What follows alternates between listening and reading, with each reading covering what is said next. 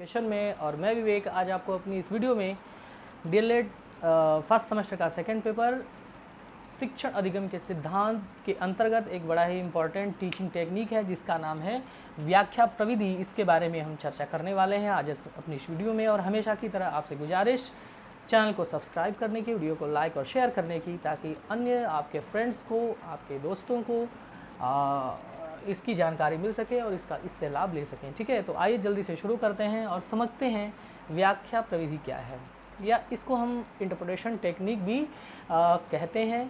व्याख्या करना है ना, शाब्दिक अर्थ के में अगर समझें, शब्दों का अर्थ समझें तो व्याख्या का अर्थ आप विस्तृत आख्या से कर सकते हैं।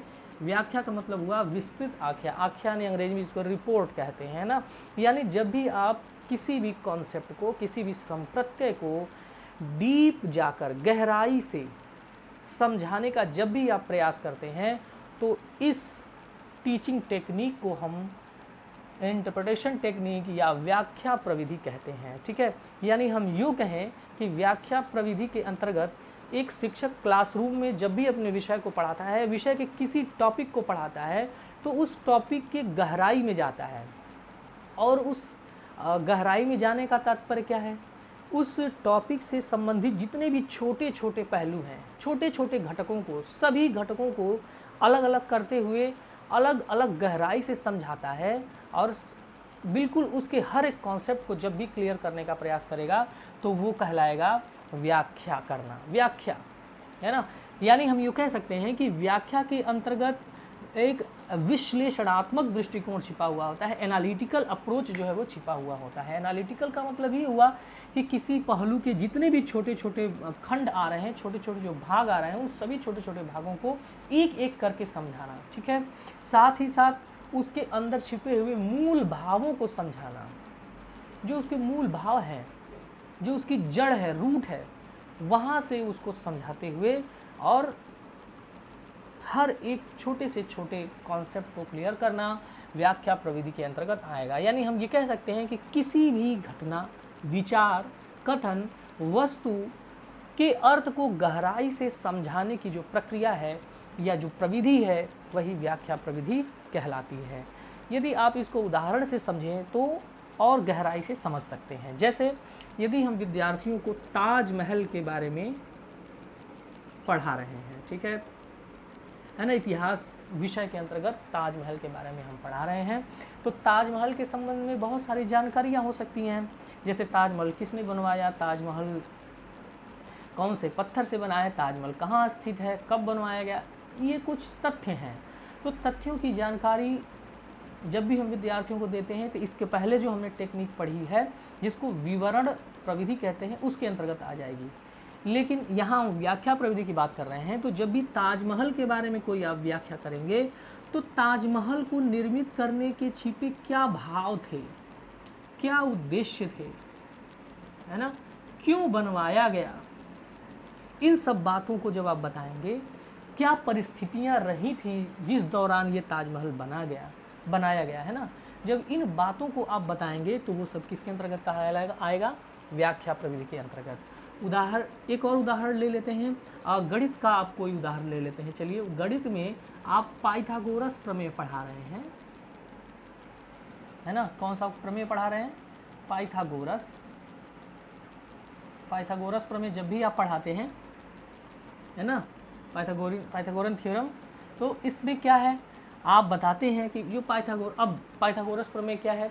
आप यदि परिभाषा के रूप में बता दें तो ये सिर्फ आपसे परिभाषित कर रहे हैं, यानी विवरण दे रहे हैं। जैसे कि लंब का वर्ग और आधार का वर्ग कर्ण के वर्ग के बराबर होता है, इस तरीके से सिर्फ आपने परिभाषा दी। लेकिन जब भी आप व्याख्या करते हैं तो आप चित्रों का प्रयोग करते हैं और पूरी गहराई से, जैसे मैं यहाँ पर समझा रहा हूँ पाइथागोरस प्रमेय को, आप विद्यार्थियों से कहेंगे कि पाइथागोरस प्रमेय जो होता है वो सिर्फ और सिर्फ त्रिभुज के कई प्रकारों में से एक प्रकार, जिसे हम कहते हैं समकोण त्रिभुज, जो कि यहाँ पर चित्र में आपको दिखाया गया है ना, इस तरीके से आप चित्र बना देंगे, है ना।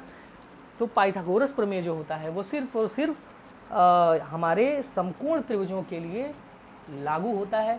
और इन समकोण त्रिभुजों में यहाँ पर हमने एक समकोण त्रिभुज बनाया जिसमें कोण भी जो है समकोण है। तो ऐसी स्थिति में क्या आप बता सकते हैं कि यहाँ पर इस त्रिभुज में कर्ण, आधार और लंब कौन से हैं? तो आप यहाँ पर बता देंगे कि कर्ण देखिए समकोण त्रिभुज में 90 अंश के सामने जो भुजा होती है वो ऐसे कर्ण कहते हैं, और नीचे की भुजा को आधार कहते हैं, है ना, और लंब कहते हैं। किसी एक कोण के रिस्पेक्ट में, किसी एक न्यून कोण के परिप्रेक्ष्य में यहाँ पर एक आधार हो जाएगा और एक लंब हो जाएगा।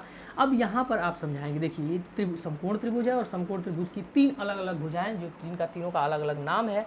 यहाँ पर आप पाइथागोरस प्रमेय को यहाँ पर लागू कर सकते हैं। उदाहरण के लिए आप यहाँ पर फार्मूला जो अभी आपने परिभाषा के रूप में बताया उसको यहाँ पर लिख देंगे कि कर्ण का स्क्वायर बराबर लंब का स्क्वायर प्लस आधार का स्क्वायर। ठीक है, तो इस तरीके से क्या आपने एक छोटी व्याख्या की। अब इसको और गहराई से अगर आप समझाना चाहेंगे तो आप बताएंगे कि देखो किसी कोण को यदि हम बदल देते हैं, न्यून कोण का जो कि दूसरे कोण के सापेक्ष अगर लें तो उस पहले हमने इस कोण के सापेक्ष हमने लंब और आधार लिया, दूसरे कोण के सापेक्ष भी लंब और आधार लिया जा सकता है। कर्ण वैसे फिर भी सेम रहता है ना। ये सब बातें अब बता रहे हैं, सब किस में बता रहे हैं? व्याख्या के अंतर्गत बता रहे हैं। ठीक है, बात समझ आ रहा है ना। तो यदि हम कोण ए के सापेक्ष यहाँ पर कर्ण, आधार और लंब ले तो फिर यहाँ पर बदल जाएगा। ठीक है ना, बात समझ आया कि नहीं आया?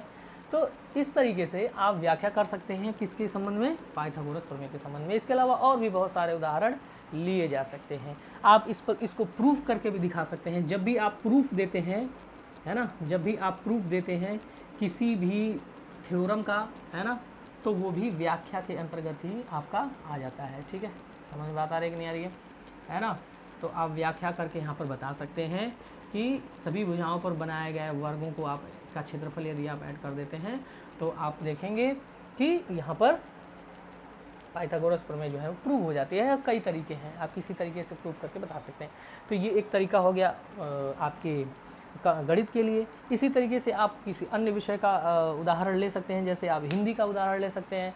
तो हिंदी में आप कोई कविता पढ़ा रहे हैं, मान लीजिए जैसे आप माखनलाल चतुर्वेदी की कविता पुष्प की अभिलाषा पढ़ा रहे हैं। चाह नहीं मैं सुरबाला के गानों में गूंथा जाऊँ, चाह नहीं प्रेमी माला में बिंद प्यारी को ललचाऊँ, चाह नहीं राजाओं के शव पर हे हरि डाला जाऊँ, चाह नहीं देवों के सरचड़ भाग्य पर इठलाऊँ, मुझे तोड़ लेना ऐ वनमाली, उस पथ पर तुम देना फेंक, मातृभूमि पर शीश चढ़ाने जिस पथ जाएं वीर अनेक। तो यदि आप इस कविता को पढ़ा रहे हैं, इस कविता में कई सारी पंक्तियाँ आई हैं और सभी पंक्तियों में अलग अलग भाव है और अलग अलग शब्द हैं। सभी शब्दों का संधि विच्छेद करें, सभी शब्दों का अर्थ बताएं, उसका प्रयोग वहाँ पर क्यों किया गया है ना। तो जब इस तरीके से हर एक पंक्ति का मूल भाव बताते हुए, हर पंक्ति में आए हुए शब्दार्थों का अर्थ बताते हुए, उनके अंदर प्रयोग किए गए रस, छंद और अलंकारों को स्पष्ट करते हुए जब आप उस कविता को समझाने का प्रयास करते हैं और अंत में उसके मूल भाव को जब समझाते हैं तो ये सारी प्रक्रिया जो है वो आ जाएगी आपकी व्याख्या प्रविधि के अंतर्गत। ठीक है, आशा है आपको बात समझ में आई होगी।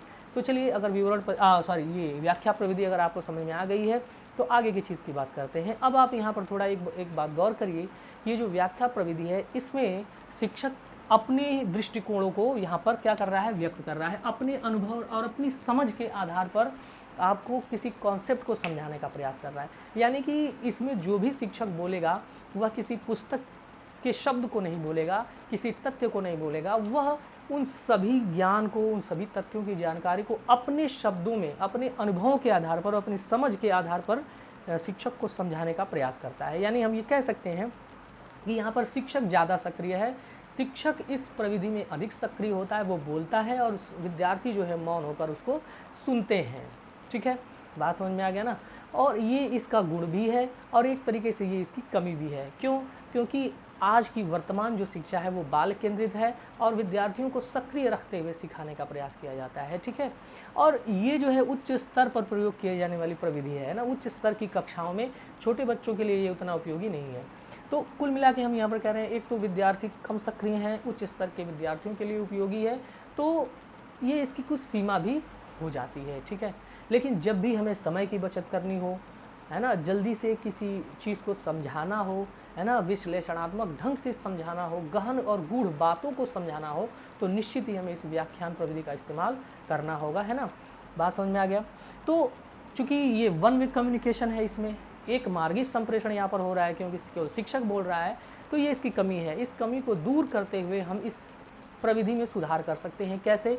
हम विद्यार्थियों से बीच बीच में कुछ प्रश्न पूछते रहेंगे। हम विद्यार्थियों को व्याख्यान के दौरान कुछ TLM का, टीचिंग लर्निंग मटेरियल्स का इस्तेमाल करते हुए मानचित्र का, ग्लोब का, चार्ट का या किसी मॉडल का इस्तेमाल करते हुए विद्यार्थियों को जब कॉन्सेप्ट और समझाएंगे तो ये क्या होगा, इससे विद्यार्थी भी थोड़ी की इंद्रियां भी थोड़ी सक्रिय होंगी। जब वो सक्रिय और अधिक होंगी तो इस व्याख्या प्रविधि की जो कमी है छात्रों की निष्क्रियता वाली, वो धीरे धीरे दूर हो जाएगी। बात समझ में आ रहा है? तो आशा है आपको ये टेक्निक समझ में आई होगी। आप इसको समझें, अपने टीचिंग में उपयोग करें और एक अच्छे शिक्षक कहलाएं, एक अच्छे राष्ट्र का निर्माण करें, क्योंकि शिक्षक ही राष्ट्र के माली होते हैं और बच्चे इस राष्ट्र के फूल हैं। आशा है आपको वीडियो अच्छी लगी होगी। लाइक करिए, शेयर करिए और चैनल को सब्सक्राइब जल्दी कर लीजिए। ऐसे ही वीडियो आपके सामने मैं लाता रहता हूँ। वीडियो में तक बने रहने के लिए बहुत बहुत धन्यवाद। नमस्कार, शुभ दिन।